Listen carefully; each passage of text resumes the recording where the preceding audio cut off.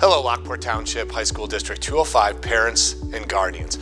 My name is Dr. Bob McBride, the proud superintendent of Lockport Township High School, and this is your board meeting brief for the Board of Education meeting that we had right here in the Porter Room at East Campus on Monday, August 15th, 2022. Before I brief the board meeting, I do want to share with all parents and students Young Hearts for Life. On September 8th, we will have Young Hearts for Life here at East Campus to provide a free cardiac screening for sophomore students, junior students, and senior students. This can literally save lives. Young Hearts for Life has screened students for 20 years, over 280,000 screenings to detect irregular rhythms that can cost a student her or his life. But we need volunteers. So I'm reaching out to you, especially parents. Please consider volunteering. You just have to visit our district website to volunteer. Your participation, your help can make this happen. And please be sure to sign your student up. Now on to the board meeting. We started our board meeting where we start so many board meetings with a celebration. We celebrated McKenna Skochilis. McKenna is an elite athlete. In the spring at the IHSA Girls State Track Championship, she finished third in the pole vault, an incredible thing in a very, very difficult and very challenging sport. So congratulations, McKenna. We were so glad to celebrate you with the board.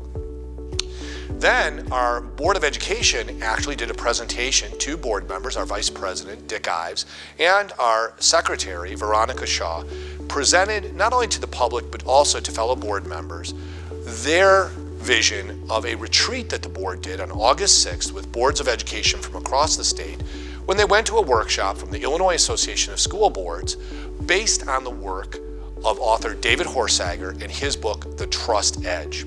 Mr. Ives and Dr. Shaw presented the board's vision of how to maintain, engage, and sustain trust within our community. Board members are learners as well, and really the board engaged in the conversation of what builds a trustworthy relationship. We transitioned into my superintendent report. And one thing I would share with you as parents and guardians is over the next few months, I'll be using my superintendent report to highlight safety and security. It's so much on our minds. As a reminder, something you'll be hearing about on Friday, August 26th, we will carry out our first lockdown drill, where we walk through all the procedures with our students and staff of how to keep our campus safe in the event of a major incident. In my superintendent report, I asked Detective Rich Wistocki, who is retired from the Naperville Police and is the developer and the consultant for Be Sure Consulting. He works with us.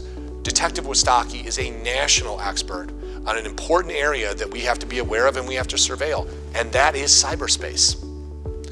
So many school place violence incidents, over 75% of them, were forecast on social media platforms. So many interactions between students that can express themselves here on campus, present themselves first in social media. Detective Wistocki assists us with surveilling social media that could be a concern to you as a community, a concern to us as a school, a concern to students in terms of their safety.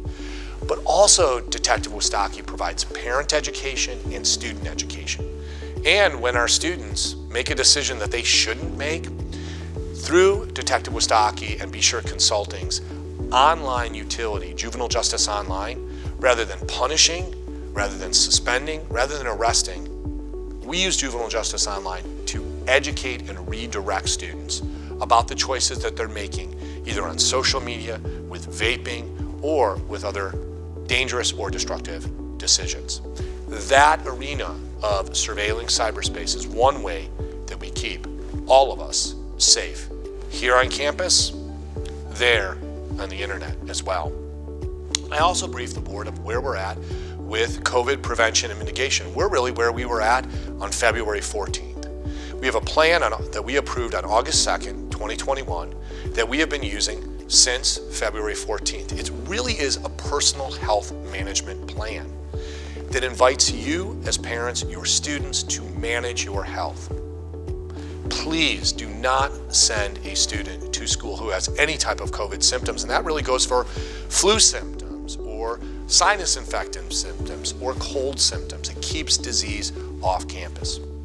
Please consider vaccination. We'll be offering again testing on campus. Students will have the opportunity to test. You'll be hearing more about it, if they choose so, to eliminate COVID as a factor. If a student tests positive for COVID, we need to know. And thank you for informing us.